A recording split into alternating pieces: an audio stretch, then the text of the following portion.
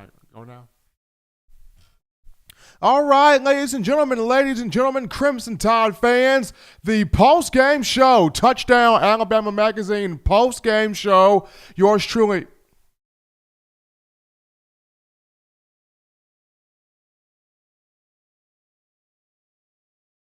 Well, once again, folks, the post-game show for the Crimson Tide.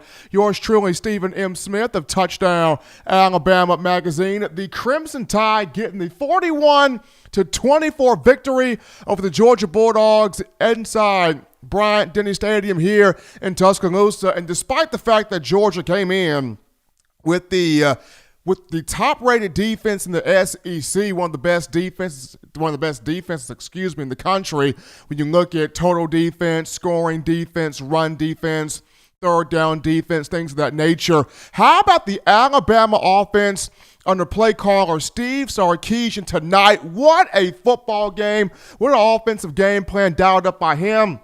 As we look at the numbers right now, Mac Jones put Mac 10 in the Heisman race right now. He has earned that. Of course, we all talked about let's wait to see what he does against a legit defense, against a big-time defense, against an elite defense, against a top 5 defense, against a defense that's got them killers, that's got them gorillas. Well, Mac Jones did his thing.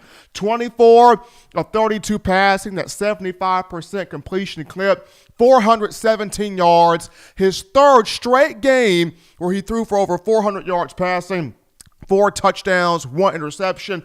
Big game there for Mac Jones. How about Naji Harris? Coming up against a Georgia defense that gave up just 38.3 yards rushing on the ground per game on the season prior to this matchup. Naji Harris pounded that Georgia defensive front, 31 carries, 152 yards and a touchdown.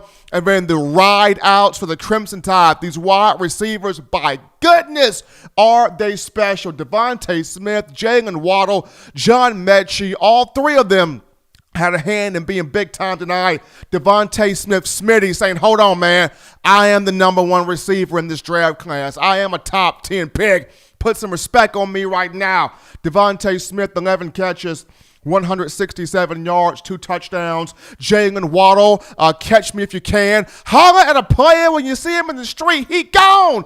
Jalen Waddle, 6 catches for 161 yards and a touchdown. And then, of course, John Mechie, 3 catches for 50 yards. Defensively for Alabama, shut Georgia out in the second half. Did not give up a single point. And for you guys out there as fans, this was the defense that y'all have been waiting to see for a minute now.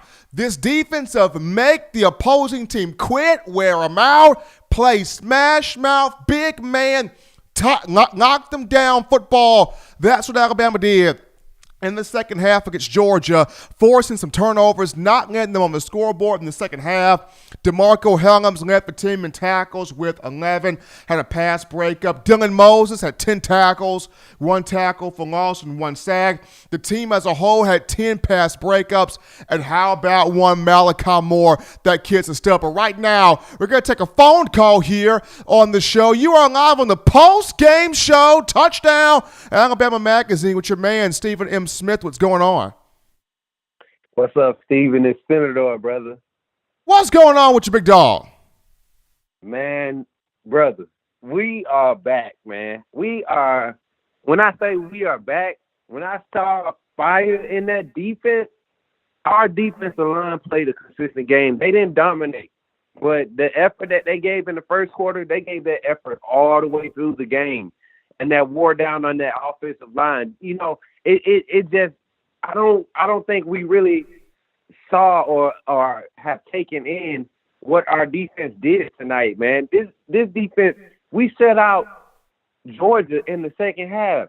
Those expert analysis on SEC Network and on ESPN Game Day talking about Georgia, they play their best ball in the second half. They've been playing their best ball in the second half, outscoring teams 63-3 or something like that in the second half this season. I'm like, man, they come out and lay a goose egg to supposed to be the worst defense in the SEC. That's what the fans were saying. Man, we look good tonight, man. I mean, I'm talking about, and you could tell that Pete Golden and the staff, they just simplified the playbook, man. They really did. They really did. The safeties, it wasn't one safety trying to play up high. They had both safeties. When that 3-man come down into the slot, they was just, hey, let's flip the leverage and play it straight up. Stop trying to do all this extra extravagant stuff, and we're not getting the pressure up front to do that. And we sent so much 5-man pressure tonight. It was awesome, man. I think we were well balanced today on the defensive side, brother. And then, of course, Mac Jones, that first little pick, it could have went either way. Me personally, I think he got the pick. It was clean. It was questionable, but whatever, But it was just big, man. It was just big. Mac Jones played big. I mean, he's showing he's a Heisman candidate for real. 3 straight games, 400 yards. How many picks? 2 picks in the last 3 games? Over 100 pass attempts? Come on, man. This guy's doing it. Probably going to still be the highest QBR rating in the nation, too, Steven.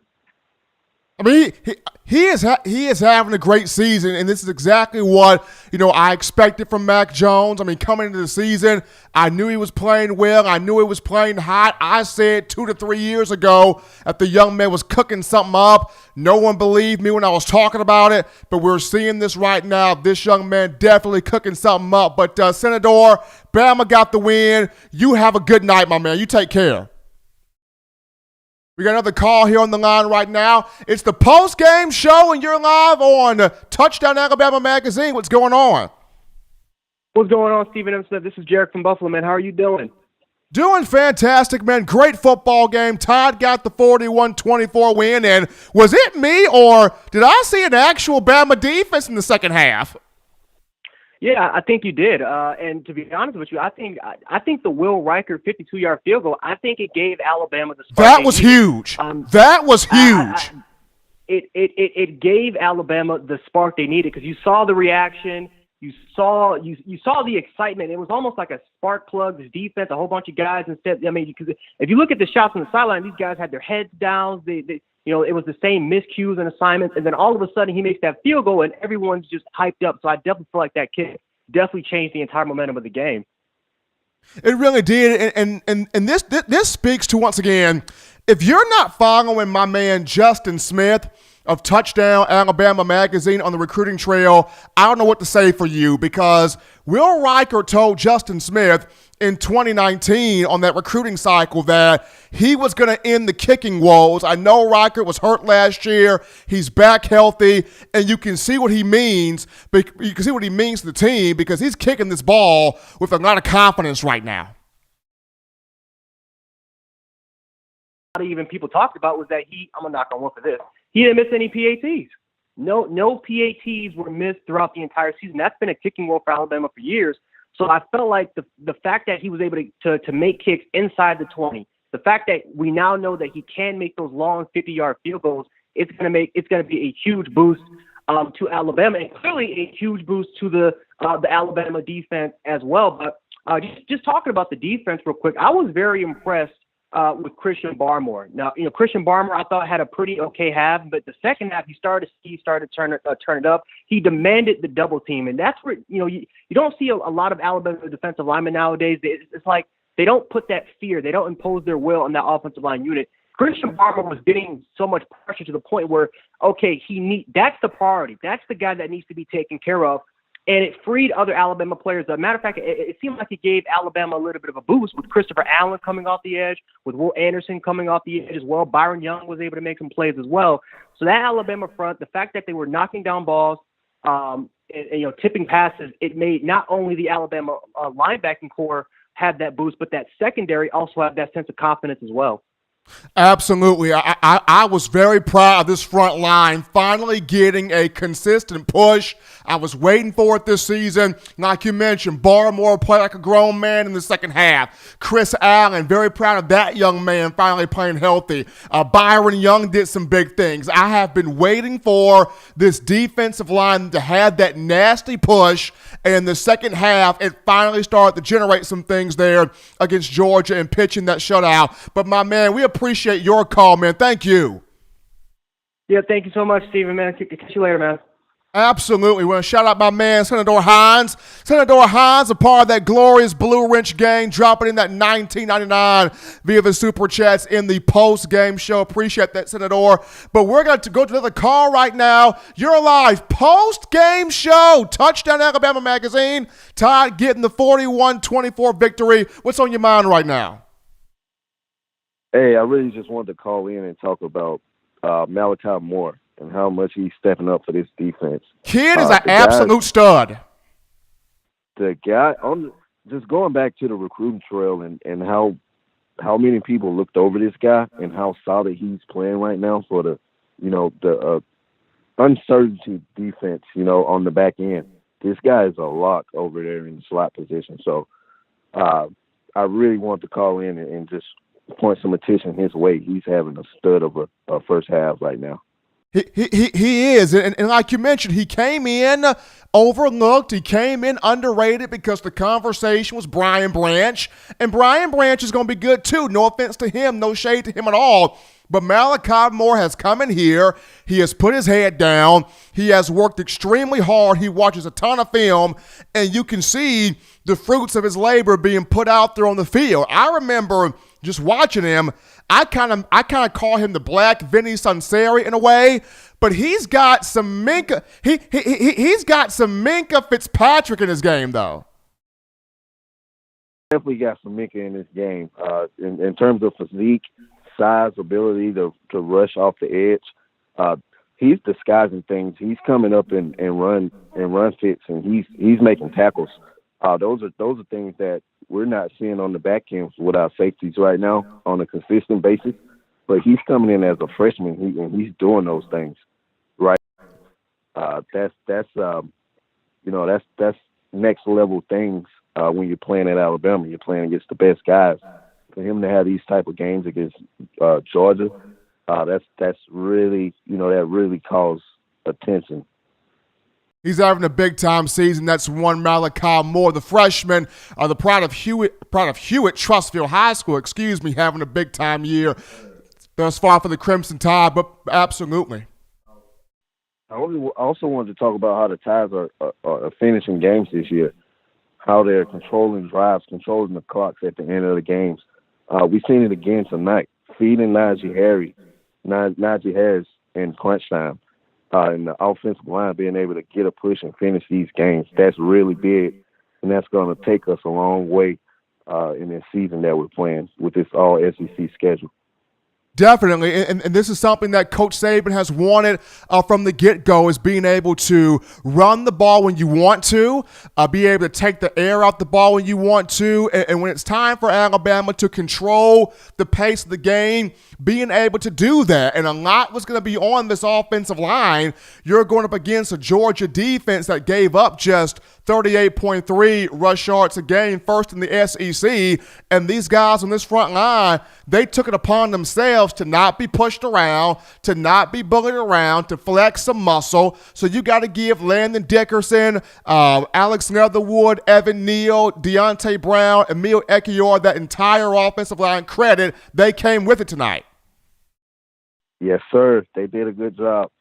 We had a shaky first drive, but the offensive line settled in, and we was able to get a push on the up front and allow Naji Harris to do his work. Absolutely. Definitely did a great job there on the offensive line, and Naji Harris also having a 100-yard performance. But, man, we appreciate the call, man. Thank you. Thank you. No problem. You have a nice day. Absolutely. Post-game show, ladies and gentlemen, Alabama getting the 41-24 win over the Georgia Bulldogs. We take another call right now. You're live on the post-game show. Touchdown Alabama Magazine. Alabama getting the 41-24 win over Georgia, remaining undefeated, with yours truly, Stephen M. Smith. What's going on? Stephen, how you doing tonight? Doing fantastic, man. Doing fantastic in yourself. Buddy Whalen couldn't be no better on a Saturday night. I just got off the phone with Coach Rick Raven, and he wanted just to let you know that he didn't get around to the interview there at halftime or after the game was over, but we got to give him a hand for his first win at the Capstone tonight against the Georgia Bulldogs.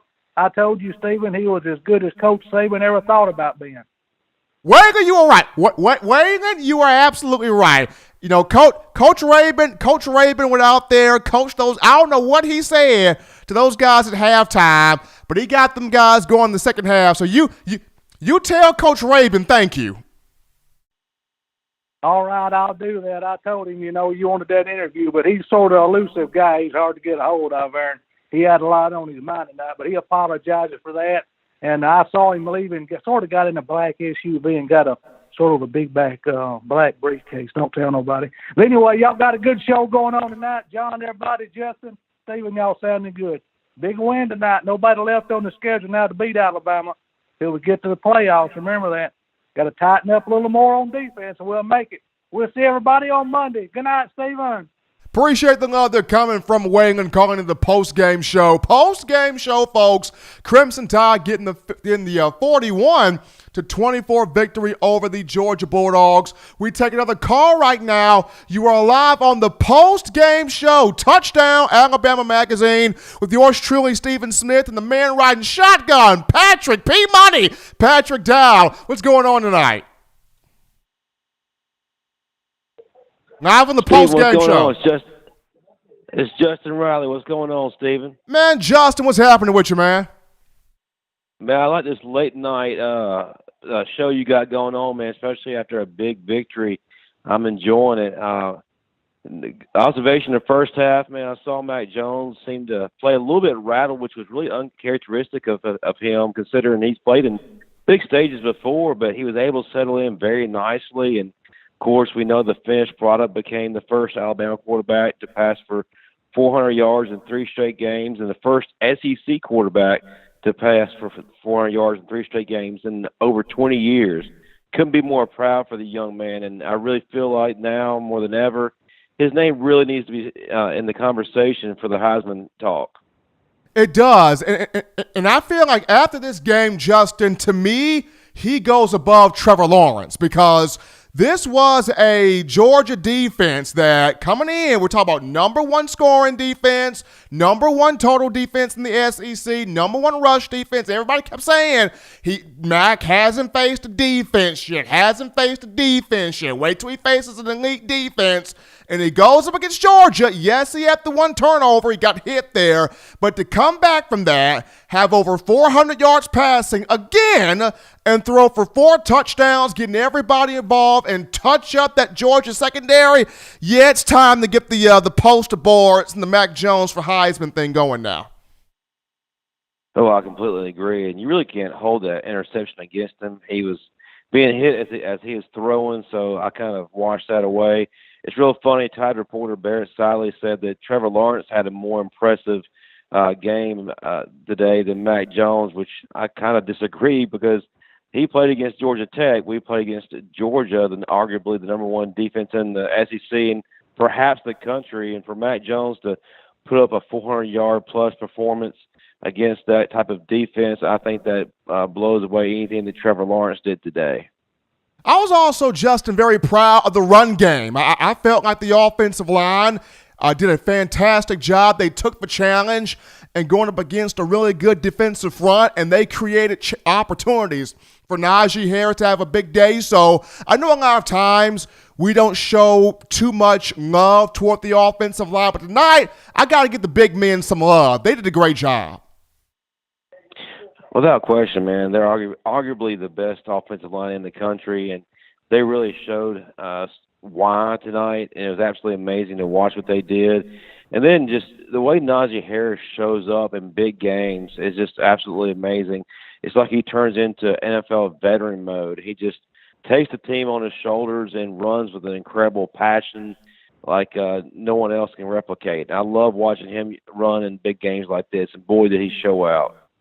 He absolutely did. But, Justin, as always, man, thank you for calling into the post-game show. You stay safe. Take care, my man.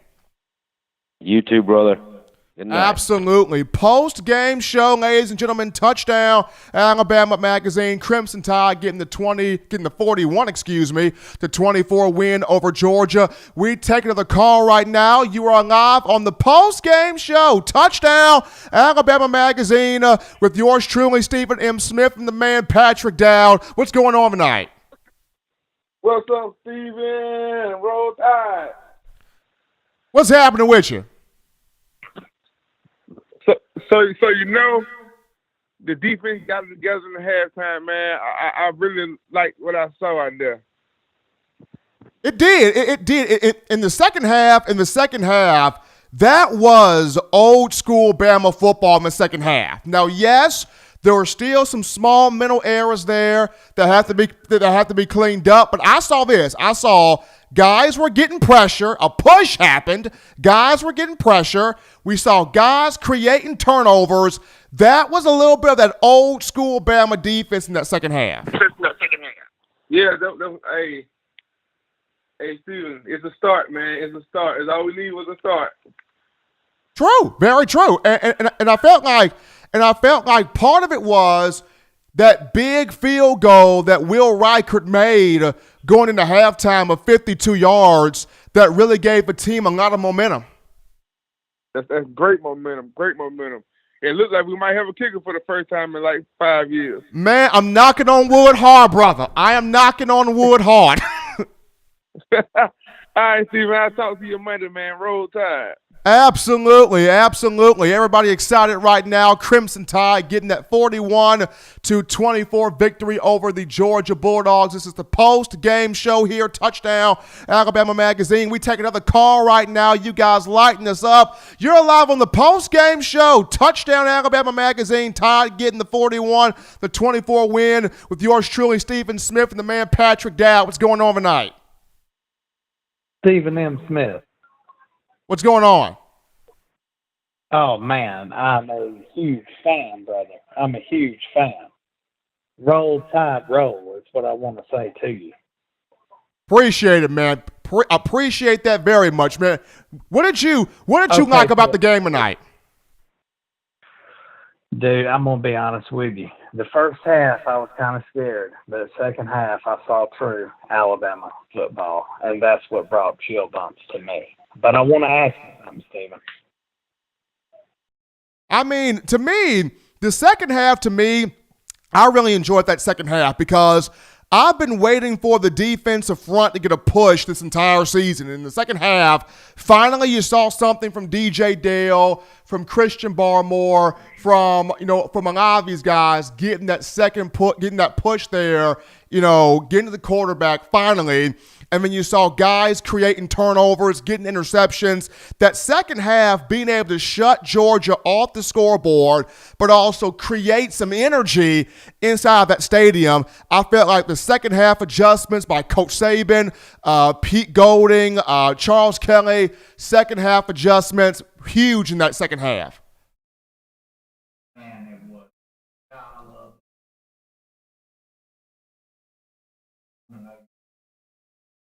chances of Mac hoisting that Heisman Trophy or Naji hoisting that Heisman Trophy. Give me a percentage on both of them.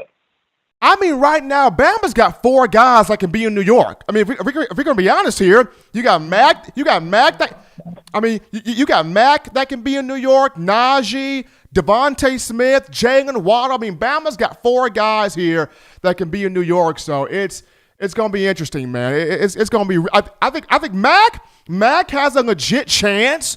He's got a real legit chance. But knowing Mac, he's a team guy. So even if it was Naji to win or Waddle to win or Smitty to win, Mac will be happy either way.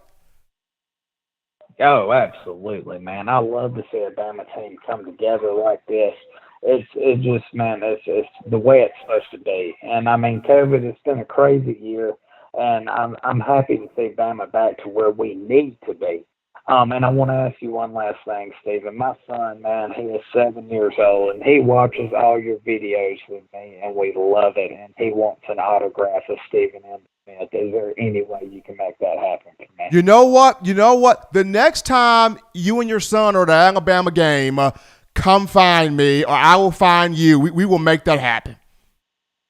That's what's up, brother. Well, I'm going to continue to listen to your show. I'll call in. My name's Spencer. I'm from Alexander City, home at Terrell Owens. Roll Tide, brother. I love you. Absolutely. Great call right there on the post-game show. Post-game show, Alabama getting the 41-24 win over Georgia. Yours truly, Stephen M. Smith of Touchdown Alabama, the man P. Money, Patrick Dow running the ones and twos right now on the phone line as we speak. So I was on the Feinbaum show on Friday, this past Friday, and I was on the Feinbaum show for a second time. They invited me back on, and so in me talking about the game, the matchup, and what have you, my score prediction, well, I told Paul Bama would win by 17. I said Bama would win big, Alabama by 17, because after the Ole Miss game, I saw a lot of players come off the field, frustrated, angry, agitated, ticked off, whatever you want to call it. They were not happy.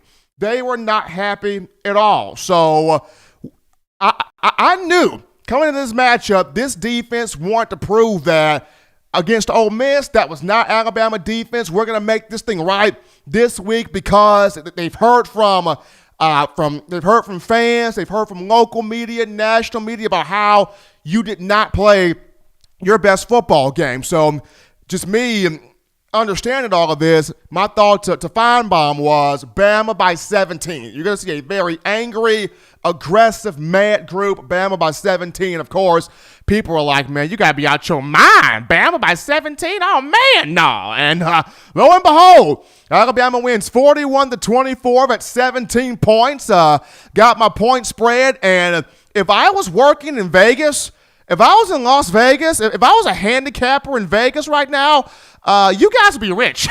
we would all be in some money right now.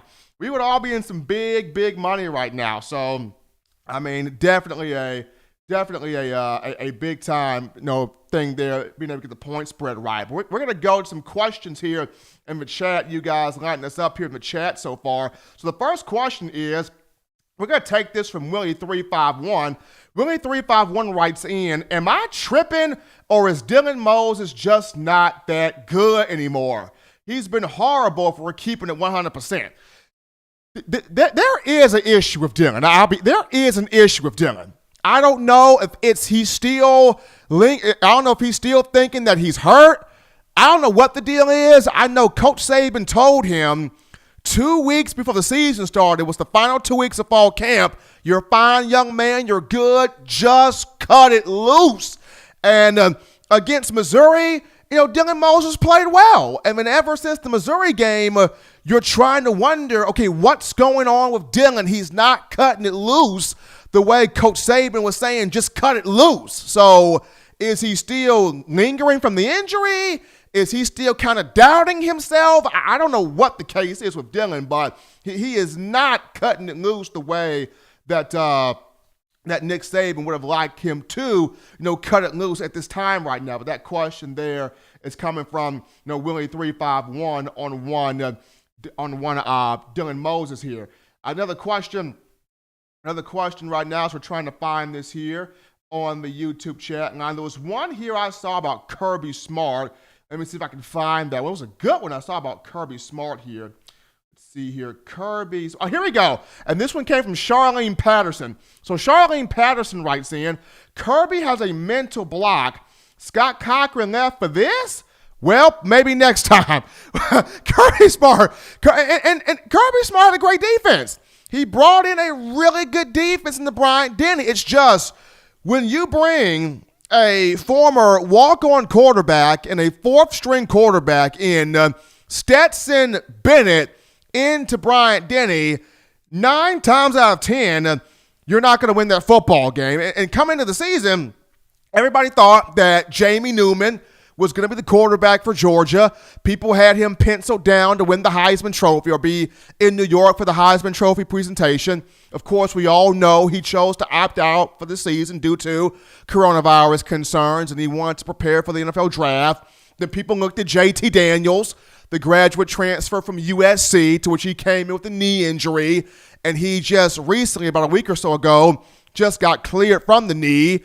And then Georgia tried Dewan Mathis out there. That didn't work. They struggled against Arkansas. So here comes Stetson Bennett trying to galvanize the ship here, stay with the course here, so to speak. He's a decent quarterback. I mean, he's got a decent arm, but when you talk about a team in the University of Alabama who all it heard last week, your defense is no good. Your defense sucks. It's not elite. It's not dominant. You're not what you used to be. And Bama had to hear that the whole week this week coming off the matchup against Ole Miss.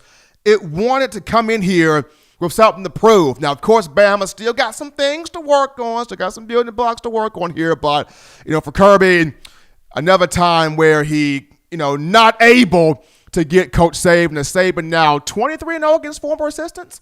Big Saban is now 23-0 against his former assistants with the win here over Kirby Smart. But this is the post-game show, everybody. Post-game show. Alabama getting the 41-24 win over the Georgia Bulldogs on tonight. Touchdown, Alabama Magazine. Yours truly, Stephen M. Smith, and the man, Patrick Dowd, here running this show. And just getting back to the defense here for just a moment here. Back to the defense. DeMarco Hellams led the team in tackles. I did not see that coming. DeMarco Hellams with 11 tackles in the pass breakup. Dylan Moses, 10 tackles, 1 tackle for loss, 1 sack. 10 pass breakups for the entire team. The second half, there was more pressure to the quarterback, so happy about how the defense played in the second half. But we take a question from Gage Eason. So Gage Eason, writes in, what's your opinion on how the freshmen are playing? Well, Gage, the freshman, Malachi Moore's a stud. Malachi Moore's a rock star. And once again, if you are not following our own Justin Smith, the lead scouting and recruiting analyst for TDA, I don't know what to say for you. I mean, Justin Smith was right there covering Malachi in high school his entire junior and senior year, and was around that young man, was around his family a lot.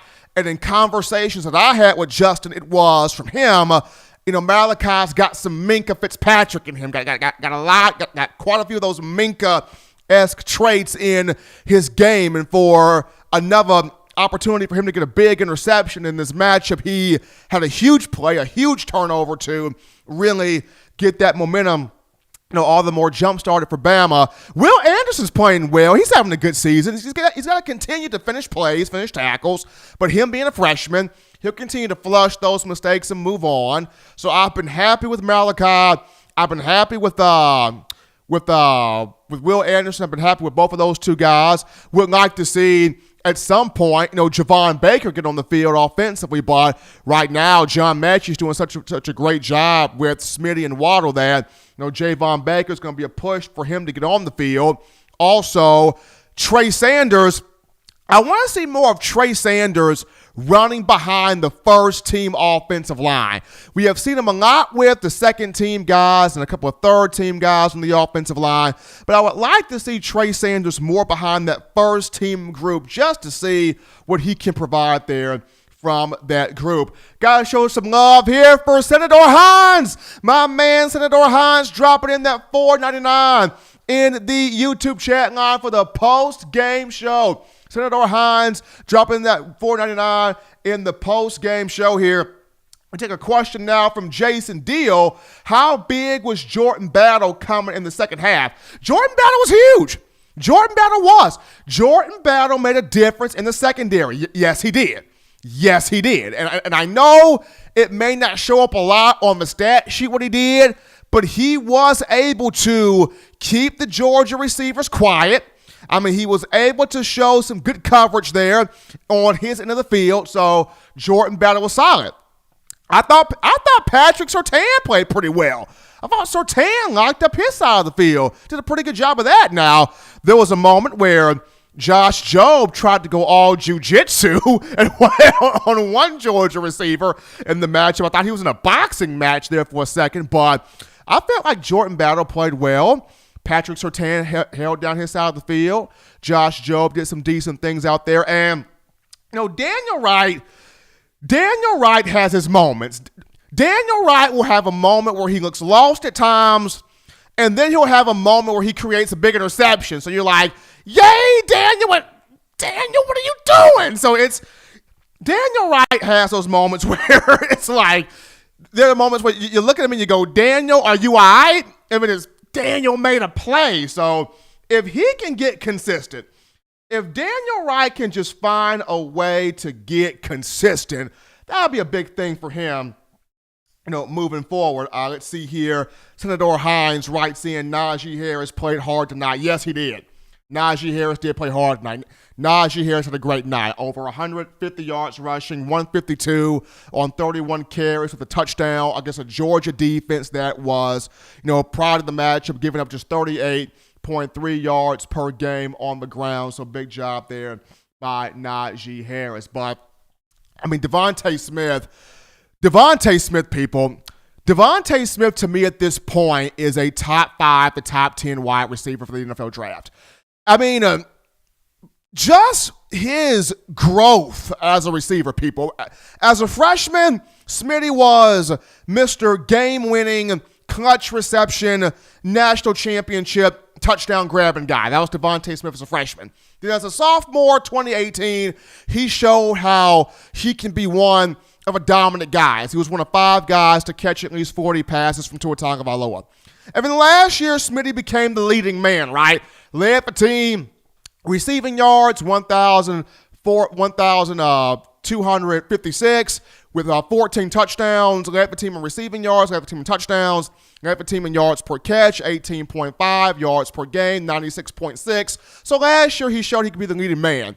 This year, he's showing he is, bar none, top 5, top 10 pick for the NFL. This guy's stupid. Great route runner, insane, sick route runner, tremendous hands, doesn't drop anything on the field. And in the game, 11 catches, 167, 2 touchdowns. And then you got Jalen Waddle, who, holla at your boy! Holla at a player when you see him in the street. Jalen Waddle, he gone!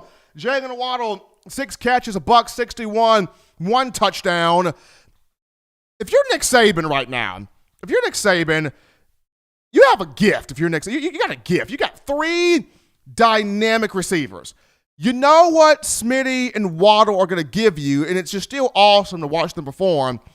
But then you add a John Mechie into the mix that's going to give you 3 catches for 50 yards and a touchdown, and he can explode at any given moment when he feels like it. So this group of wide receivers, the chemistry that Mac Jones has with these guys, just like the chemistry that Tua Tagovailoa had with Judy, Ruggs, Smitty, and Waddle, the chemistry is the same with Mac Jones and the guys that he has. So this group at wide receiver, impressed with them. And even Miller Forrestall's getting involved, y'all. Look at this.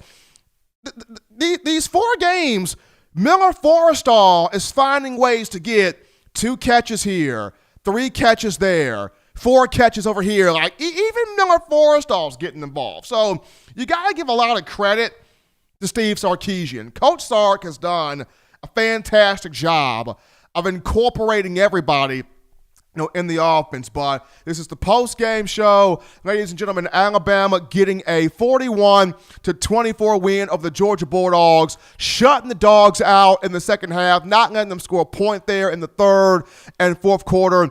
Crimson Tide improving to 4-0 on the season. Coach Saban got cleared this morning from the COVID, had the 3 negative PCR tests, was able to get on that field, coach a fantastic football game.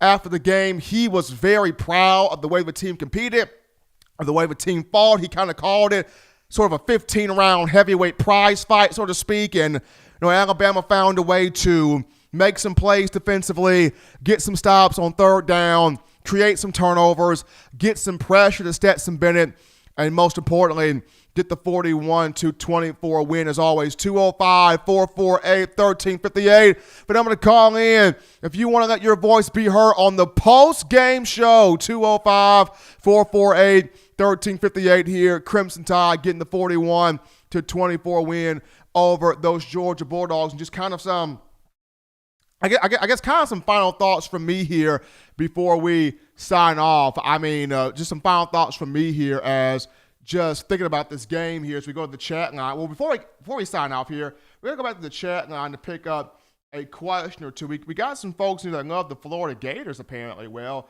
Alabama hasn't played Florida just yet. But that would still be pretty interesting when that matchup comes about if Alabama is to meet Florida in the SEC championship game here. Let's see. We got Strick09. Strick09 writes in, who remembers my pick? Anyone?